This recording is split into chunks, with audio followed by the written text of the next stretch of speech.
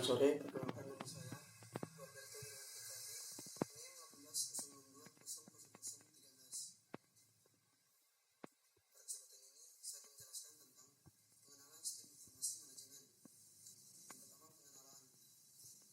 sebesar ruangan. Yang kedua, teknologi tabung alfa digantikan dengan slip dan transistor yang terbuat teknologi wafer silikon.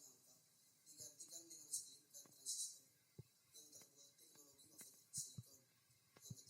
mengakibatkan penurunan biaya produksi yang mendorong ke arah pertumbuhan yang tinggi dalam permintaan komputer.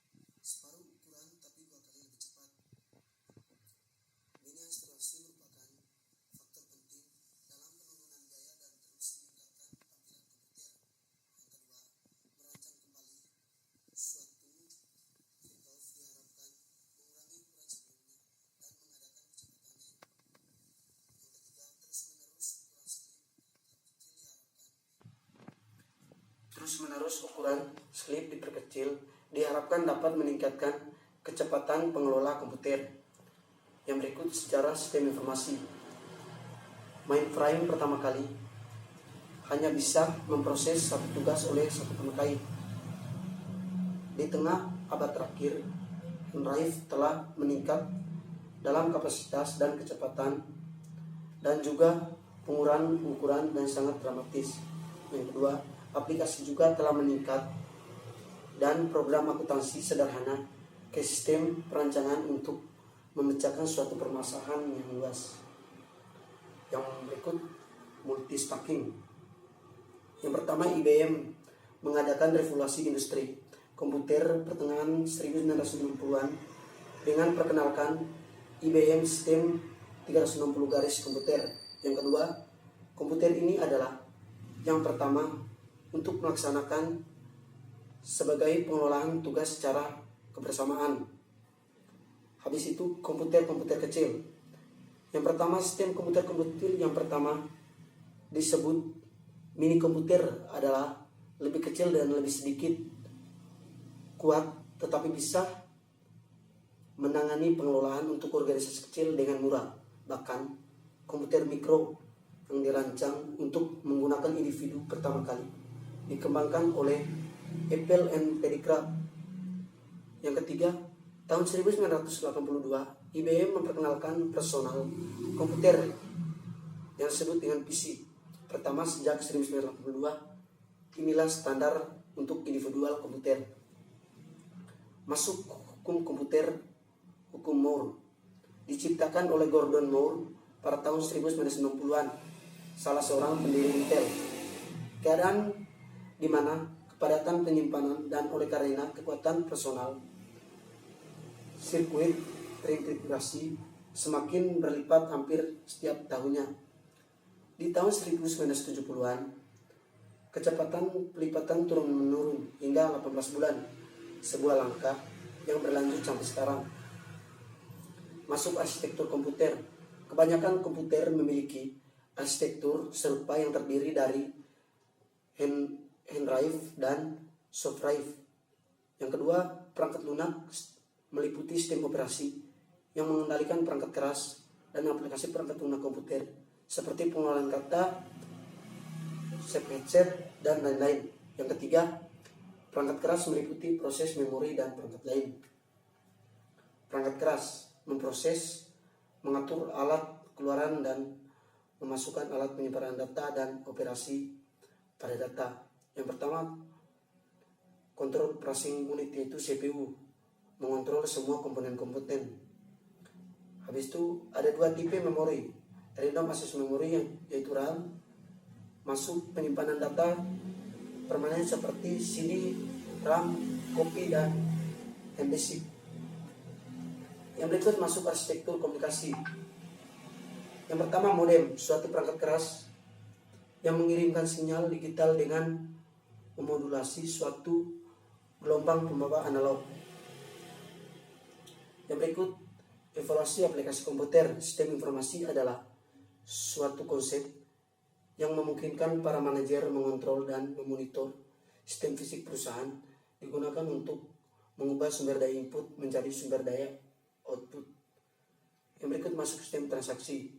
Yang pertama, sistem pemrosesan transaksi ditunjukkan pada gambar 1 dan 8. Yang kedua, mengumpulkan data dari sistem fisik, perusahaan, dan lingkungan untuk memasukkan ke dalam basis data. Yang ketiga, perangkat lunak juga mengubah data menjadi informasi untuk manajer, perusahaan, dan orang lain yang terlibat dalam perusahaan. Masuk sistem informasi manajemen. Sistem informasi manajemen yaitu SIM mengirimkan data ke garis depan sistem seperti sistem pemrosesan transaksi ke dalam informasi yang berguna bagi manajer. Sistem kantor virtual. Otomatisasi kantor menggunakan elektronik. Unit memaksimilasi komunikasi diawali dengan word processing, yaitu pengolahan kata. Aplikasi lain meliputi surat elektronik, voicemail, yaitu kalender elektronik, dan konversi dengan audio dan video. Yang ketiga, sistem produktivitas personal sekarang meliputi suatu proses besar dari suatu menggunakan proses menyangkut komputer sebagai sarana transportasi komunikasi. Masuk sistem penunjang keputusan. SPK adalah suatu sistem yang digunakan untuk membantu para manajer dalam pembuatan keputusan untuk membantu pemecahan masalah spesifik. Yang berikut, perencanaan sumber daya sistem perusahaan, yaitu ERP. Dari waktu ke waktu, perusahaan mulai menggunakan berbagai jenis sistem informasi yang berada untuk seluruh perusahaan. Yang kedua, sepanjang 1990-an, perusahaan mulai melihat nilai dalam integrasi seluruh sistem ini hingga mereka dapat berfungsi sebagai unit yang berkoordinasi. Yang berikut, sistem ERP adalah sistem berbasis komputer mengarahkan pada pertemuan kebutuhan yang memungkinkan manajemen dari suatu sumber daya perusahaan dalam berbasis organisasi yang luas. Manajemen berbagai pengguna sistem informasi. Yang pertama, manajer berada pada berbagai tingkatan manajerial dengan berbagai area bisnis perusahaan. Yang kedua, pada tingkatan mana IS dikembangkan untuk memberikan pengaruh bagaimana IS dapat beroperasi. Yang ketiga, 3 tingkatan utama manajer atau manajemen. Yang pertama, tingkat perencana sekretaris. Yang kedua, tingkat pengendali manajemen. Yang ketiga, tingkat pengendali operasi. Yang berikut, peran manajer. Fungsi manajemen yaitu plan perencanaan. Yang kedua, organisasi yaitu organisasian. Yang ketiga, staff yaitu penyusun staff. Yang ketiga, drive yaitu pengurahan. Yang ketiga, kontrol yaitu pengendalian. Peran manajerial. Kerangka Mintibur IS dibentuk dari 10 peran yang dimainkan para manajer, pengelompokan ke dalam hubungan antara pribadi informasi dan aktivitas-aktivitas pembuatan keputusan. Yang berikut, peran informasi dalam manajemen pemecahan masalah. Ketika permasalahan menjadi berbahaya atau berpotensi membahayakan perusahaan secara negatif, maka ini juga dapat menguntungkan atau kombinasi menguntungkan secara positif. Yang berikut, teknologi informasi masa depan. Teknologi informasi masa depan akan mengacu pada 2 kecenderungan.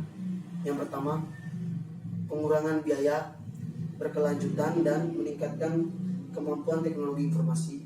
Yang kedua, pemusatan antar komunikasi dan komputer. Yang ketiga, untuk mengambil keuntungan dari berbagai kemungkinan baru, para manajemen harus belajar untuk menyerahkan sistem informasi ke dalam pengambilan keputusan. Itu saja materi yang saya bisa jelaskan. Terima kasih.